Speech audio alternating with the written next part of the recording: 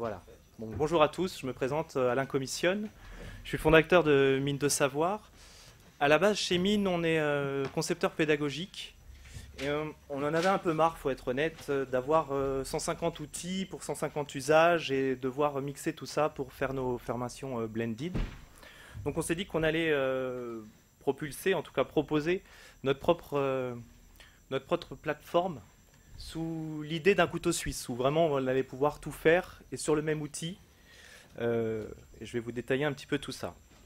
Pour nous, le digital learning, il y a 3 grands concepts qu'on essaye de respecter. Il faut que ça soit simple. C'est bien quand ça marche, quoi, le digital. Simple comme un site web. Si vous savez faire vos courses en ligne ou remplir un formulaire, vous savez utiliser notre plateforme. Il faut que le blended soit vraiment intégré et collaboratif. Aujourd'hui, le blended, ça se résume quand même assez souvent à un formateur qui vous dit en début de session vous avez fait le e-learning, c'était bien, très bien. Ou alors, pensez à vous connecter au e-learning après la session.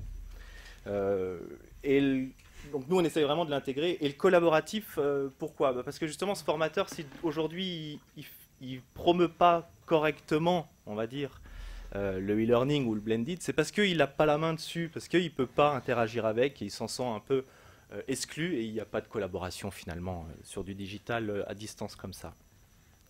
Et enfin, on est un peu dans un monde de big data, alors il y a du bon, il y a du mauvais.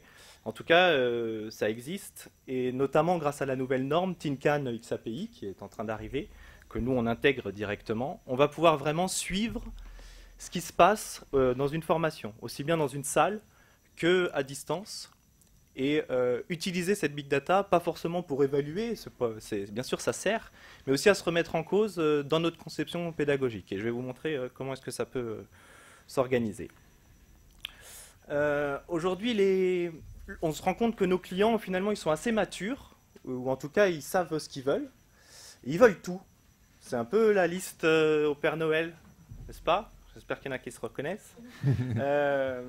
Donc, bien sûr, ergonomique. Si ça pouvait marcher sur mon téléphone et sur mon PC, c'est parfait. L'accès simple, facile. Il faut que ça soit collaboratif. Blended learning, reporting détaillé. J'administre mes groupes, mes participants. Je personnalise mes parcours, mes activités. Par contre, si je peux mettre aussi des parcours déjà existants, c'est pas plus mal. Hein. Et tout ça, il faut que ça soit pas cher. Sinon, ça sert à rien. D'accord ? Si vous vous reconnaissez dans tout ça, c'est normal. Et normalement, ce que je vais vous présenter va répondre à tout ça. Ouhou. Oui, je promets, je suis comme ça. Alors, je vais me mettre un peu en plus grand. Ça ira. Nous, on a pris le meilleur, en tout cas la best practice de ce qui pouvait exister en réseaux sociaux, en LMS, en LCMS et même en LRS, Learning Record Score, pour suivre les scores et vraiment ce qui se passe. Et puis on a essayé d'agréger un peu tout ça. Là, je suis en train de vous présenter une interface stagiaire. Le stagiaire, il va avoir accès à quoi ? À un mur. Donc là, pour l'instant, il est un petit peu vide. Un mur collaboratif, comme Facebook, vous reconnaissez, dans lequel vont venir s'agglomérer chacune des activités que le formateur a décidé de partager avec ses stagiaires.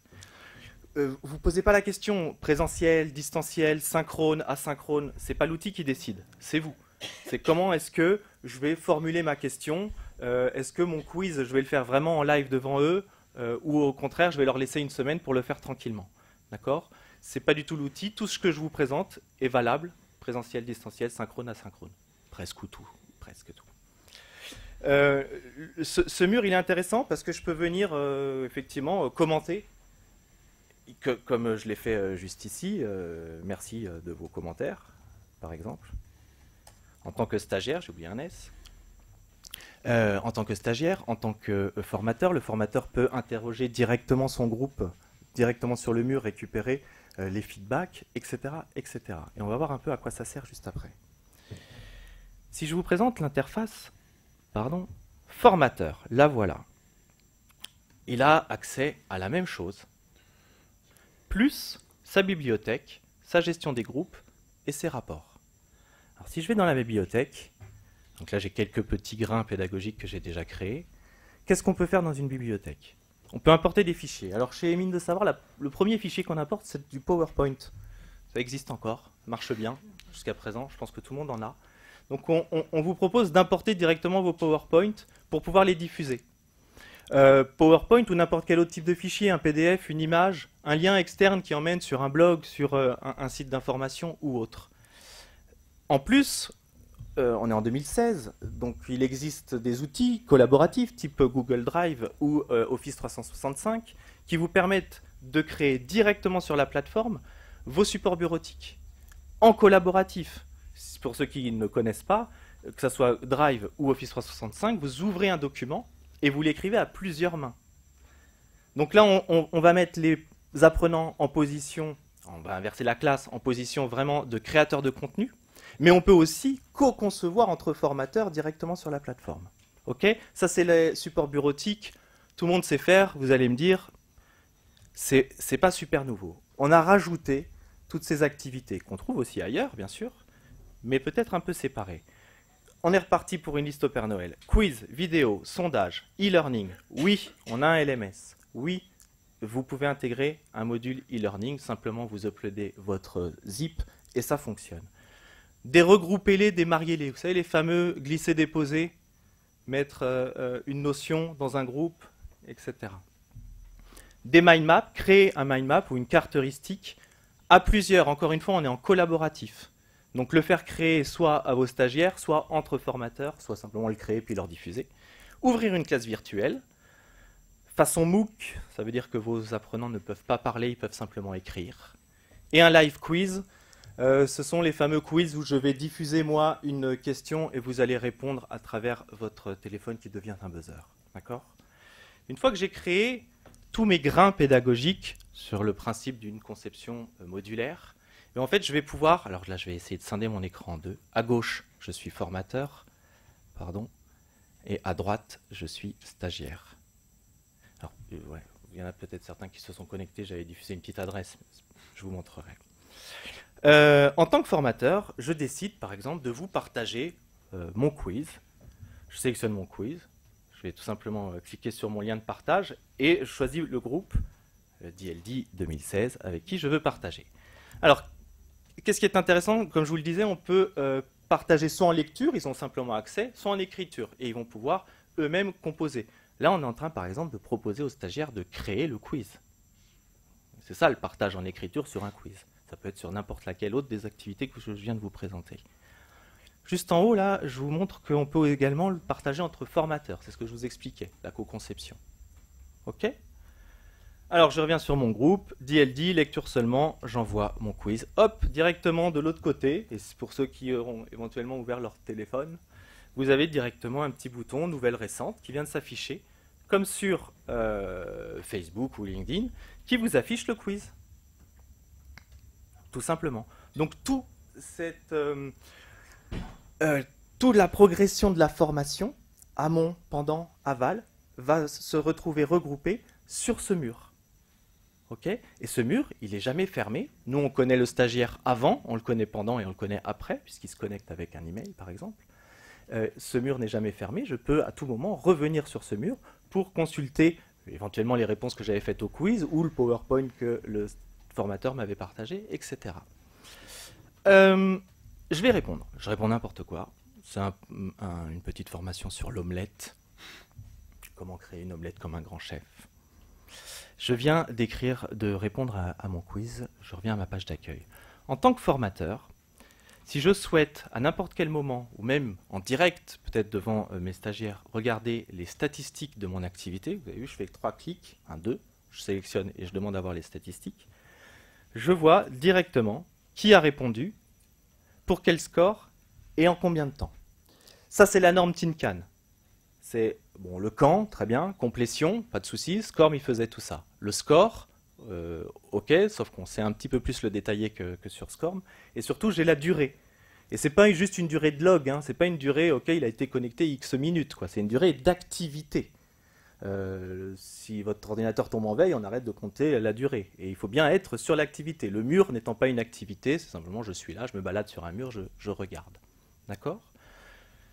Ça, c'est intéressant parce que, à la différence d'un système un peu plus classique, pour voir vos stats, vous n'avez pas besoin d'un administrateur, vous n'avez pas besoin de qui que ce soit qui va vous extraire les stats de votre groupe, de vos activités, etc. Je reviens dans ma bibliothèque un petit instant. On est en train de parler d'administrateur ou de choses comme ça. Je vais prendre un risque, je vais créer devant vos yeux ébahis un module e-learning. J'en ai fait un hier soir, donc je clique sur importer un module e-learning. Je sélectionne ici et voilà, je vous mens pas, hein, c'est un storyline, il n'est pas très lourd, il fait trois slides. Et hop, je l'upload. Voilà, il fait un MO, donc ça va assez vite, un MO. J'envoie tout ça. Alors pour la petite histoire, pendant que ça mouline un peu, voilà, j'ai même pas eu le temps de faire. Nous, la plateforme, elle fonctionne en 3G. Alors bon, les soucis de connexion, bah, c'est vrai qu'il faudrait que ça tienne quand même la connexion, mais ça fonctionne en 3G. Et en plus, on a une petite box. Je vous expliquerai ça plus tard. Voilà, mon module e-learning est prêt. Alors la simple différence, c'est qu'on va me demander est-ce que je suis sur un mobile ou sur un ordinateur, histoire de vous le diffuser correctement. Et ça, c'est plus dû à l'éditeur qu'à nous-mêmes. Voilà, le flash. Hop, j'active, activer, et je vais pouvoir visualiser mon module e-learning. Pour ceux qui connaissent Storyline, ils vont avoir reconnu le menu. Voilà, j'ai une petite erreur de connexion à mon serveur ici, et voilà, j'ai mon menu e-learning sur l'omelette. D'accord? On a fait ça en 2 minutes. Et cette activité, ce qui est intéressant, c'est que je la retrouve directement. Je vais revenir dans ma bibliothèque, petit instant, hop, voilà. Elle est là, d'ailleurs je l'ai importée 2 fois parce que j'ai fait un test tout à l'heure avec quelqu'un. Et bien cette activité, je peux aller la diffuser d'un simple clic sur mon groupe DLD en lecture pour aujourd'hui. Et si je viens de l'autre côté, le temps que ça charge, voilà, j'ai fait le fanfaron, le net m'a zappé. Ça devrait déjà être chargé. Vous avez compris, on va le voir de l'autre côté. Ok. Je vous remercie. Ouais. Alors, vous allez me dire, ok, très bien, j'ai plein de grains moléculaires comme ça, il va falloir que je partage, etc. Oui, déjà, oui, j'ai envie de dire, votre formateur, demain, il faut qu'il soit animateur de sa communauté d'apprenants. C'est ça qui va susciter plus d'engagement, c'est ça qui va faire que le distanciel, il va marcher et qu'on va faire du lien avec le présentiel. Mais on peut aussi imaginer ou vouloir organiser. Alors, je vais juste vérifier quand même que votre net nous permet de faire quelque chose. Connecter, s'il te plaît. On va quand même pouvoir organiser tous nos grains à l'intérieur d'un parcours. Okay, pour ne pas forcément avoir à programmer dans sa tête ou dans son agenda le partage ou dans sa journée de formation le partage un à un.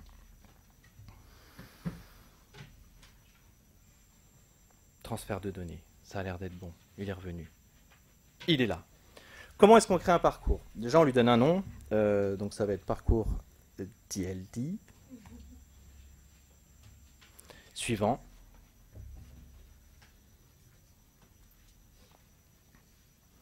Et vous allez pouvoir sélectionner chacune des activités, chacun des grains pédagogiques que vous avez dans votre bibliothèque et les faire s'enchaîner les uns après les autres avec une petite astuce. Est-ce que je prends un risque de le relancer? Alors, où est Stéphanie, ma collègue, s'il vous plaît? Je ne la vois pas. Voilà.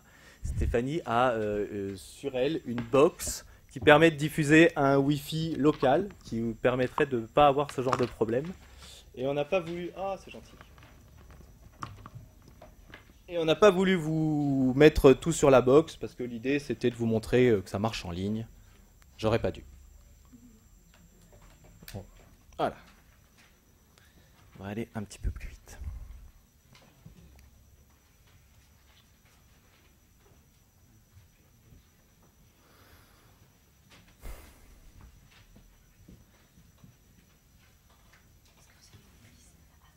Non, mais laisse le temps que, voilà, ouais. Tu vois, le temps que ça recharge, laisse tomber.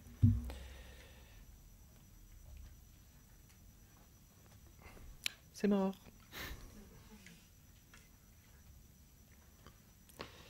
Fichier de bureau. J'ai fait un petit PowerPoint avec des imprimés écrans. Ça s'appelle le backup. Ça s'appelle les claquettes du formateur. Alors, votre parcours... Toujours un backup. Parcours, il est là. Alors hop, on va le mettre en grand, ça sera un tout petit peu mieux. Voilà. Là, c'est ça le parcours. Ça, c'est intéressant. En fait, on va le créer visuellement. Un à un, on va ajouter les grains pédagogiques en disant, OK, celui-là, il est obligatoire, pas obligatoire. Si c'est un quiz, je donne un minimum score, c'est 80% de bonnes réponses ou autre. Et le trait rouge que vous voyez, par exemple, si les personnes n'ont pas réussi cette activité, elles n'ont pas atteint le score nécessaire, elles vont remonter à ce niveau-là. Mais j'aurais pu aussi, c'est la démo que je voulais vous montrer, ajouter une activité supplémentaire, le chemin de l'erreur, pour pouvoir ensuite leur faire récupérer le chemin normal. D'accord ? Le parcours n'est plus complètement linéaire, on personnalise par rapport aux réponses de l'apprenant. On n'est pas en train même de se dire, OK, lui c'est un visuel, c'est ceci, il va falloir que je lui personnalise comme ça. C'est la machine en fait qui quelque part va dire, selon tel ou tel score, telle ou telle réponse, on va vous emmener dans un chemin. OK ? C'est ça notre idée de parcours personnalisé. Allez, j'y crois. J'ai envie d'y croire. J'ai envie d'y croire et ça marche. Combien il me reste de temps ? Vous ne savez pas. 4 minutes, alors je vous parle des utilisateurs. Bien sûr, vous pouvez créer un utilisateur manuellement, mais ça ne sert à rien, on le fait quasiment jamais, ça arrive une fois tous les 150 ans. C'est simplement pour vous montrer qu'on sait gérer chez nous les dates de validité. Le stagiaire qui a besoin d'accéder à la plateforme que 1 mois, 2 mois, vous savez le gérer correctement. Vous pouvez importer vos utilisateurs directement grâce à un fichier Excel de façon logique. 99% de nos clients nous demandent d'interfacer leur SIRH. Bien sûr, on sait faire, c'est ce qu'il y a de plus simple, avec les emails, le SSO, le LDAP, tout ce que vous voulez. Comment est-ce qu'on crée un groupe ? Là, je ne suis pas admin, hein. Je suis formateur, simple. Bien sûr qu'on peut vous mettre un admin qui fait tout ça, mais sinon, n'importe quel formateur a accès au reporting, aux stats, à la création des users. Et comment est-ce qu'on crée un groupe ? On clique sur créer un groupe, on donne un nom au groupe, donc on va l'appeler TLD, tout simplement. On envoie. Ok, et voilà, mon groupe est prêt. Alors bien sûr, le mur est vide, et je n'ai aucun membre, mais je vais pouvoir venir les ajouter, soit comme je vous le disais tout à l'heure, en interfaçage du SIRH, soit par un port Excel, etc. D'accord ? 3 minutes, c'est largement assez pour vous montrer les rapports. Encore une fois, je ne suis pas administrateur, je suis simple formateur connecté à cette plateforme. Toutes les données légales, le nombre d'apprenants, leur temps de durée cumulée, etc., dont on a besoin au niveau RH, elles sont là. Mais vous pouvez, grâce à la norme TINCAN, alors excusez-nous pour les rapports, ils sont un peu vides pour cette démo, mais vous pouvez tracer par groupe, par parcours ou par activité tout ce que vous voulez finalement. Nous, le LRS, le Learning Record Score, il est totalement ouvert et on personnalise 99%, 100% des rapports de nos clients parce que tout le monde veut une avancée selon un axe bien précis d'utilisation. D'accord ?